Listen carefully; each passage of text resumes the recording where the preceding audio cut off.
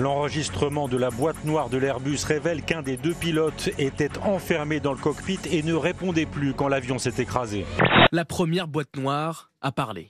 Grâce à elle, qui enregistrait les sons provenant de l'intérieur du cockpit, nous en savons plus sur les dernières minutes avant le crash. Les deux pilotes dialoguent, des discussions très calmes. L'avion est alors à sa vitesse de croisière. Ensuite, un pilote aurait quitté le cockpit. C'est ce qu'écrit le New York Times, citant cette source. Et il n'arrivera plus à revenir dans le poste de pilotage. Il a tapé pour se manifester comme pour demander l'ouverture de la porte et il n'a eu aucune réponse du copilote. On entend à ce moment-là un bruit de respiration humaine à l'intérieur de la cabine et ce bruit de respiration, nous l'entendrons jusqu'à l'impact final. Depuis les attentats de septembre 2001, les Américains ont imposé à toutes les compagnies du monde une porte blindée pour l'accès au cockpit. Pour entrer, la procédure normale prévoit que le personnel de cabine appelle d'abord les pilotes avant de composer un code qui déclenche un signal sonore.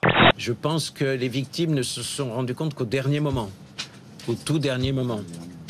Puisque dans la bande audio qu'on écoute, les cris interviennent que juste dans les derniers instants, juste avant l'impact.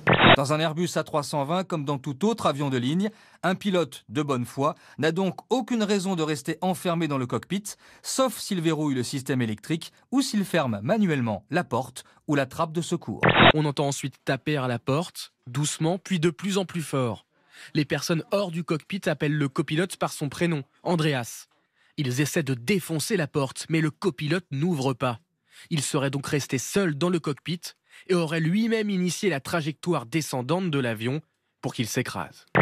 Originaire de Montabaur, une ville à l'ouest de l'Allemagne, le copilote avait effectué toute sa formation à l'école de navigation de la compagnie Lufthansa à Brême.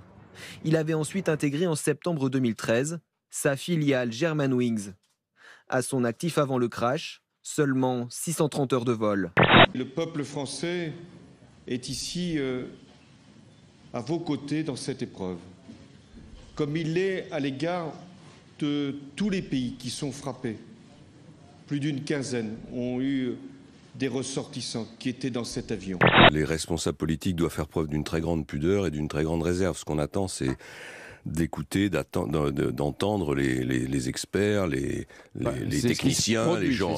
Oui, mais voilà, je pense qu'il faut juste que les hommes politiques restent un petit peu en retrait. Le principal respect que je dois en tant que responsable politique vis-à-vis des victimes, vis-à-vis des parents, des amis des victimes qui sont en train de se rendre sur place, c'est de ne pas commenter ce que je ne connais pas. 12 800 chômeurs en plus à Pôle emploi, côté hublot ou côté couloir. L'embellie aura été de courte durée. Les chiffres du chômage pour février sont mauvais, plus 12 800 demandeurs d'emploi. Le nombre de chômeurs atteint les 3,49 millions. Alors qu'en janvier, le taux de chômage avait baissé de 0,5% pour la première fois en un an. Ce sont 600 000 chômeurs de plus depuis l'arrivée de François Hollande. Ça veut dire que toutes les mesures dont on nous annonçait que ça serait formidable avec le pacte de responsabilité, le pacte de stabilité, s'avèrent inefficaces. Je sais que pour beaucoup de Français qui sont au chômage, qui sont en difficulté, ces chiffres et ces statistiques ne veulent pas dire grand-chose, mais l'année 2015, c'est l'année du retour de la croissance et de la confiance. Il en remet une troisième couche. Le chômage va reculer en 2015. Mes chers amis, c'est un mensonge. Il ment le midi, le matin et le soir. Le chômage, vous savez quand il reculera? Le chômage, il reculera le jour où François Hollande partira. Voilà la vérité. Tant qu'on continuera la politique dévastatrice qui a été choisie par l'UMPS depuis des années, on verra le chômage continuer à monter, son cortège de souffrance. Dans ce contexte, on apprend que l'armée va recruter quelques 11 000 hommes. Sur 3 ans pour faire face à la menace terroriste, et c'est la première fois depuis la fin de la guerre d'Algérie que les effectifs devraient arrêter de baisser. L'implantation locale d'hier au municipal a fait les succès des départementales.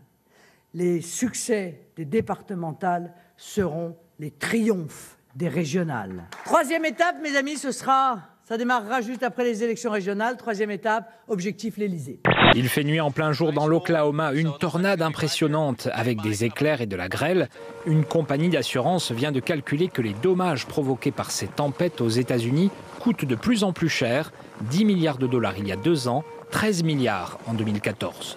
Une image de Jaguar, le genre de voiture qui fait rêver. Pour son lancement, eh bien vous le voyez, la Jaguar XF 2016 est funambule. Elle a traversé eh bien, les rives du Royal Dock de Canary Wharf. On est à Londres. Plutôt belle performance malgré tout.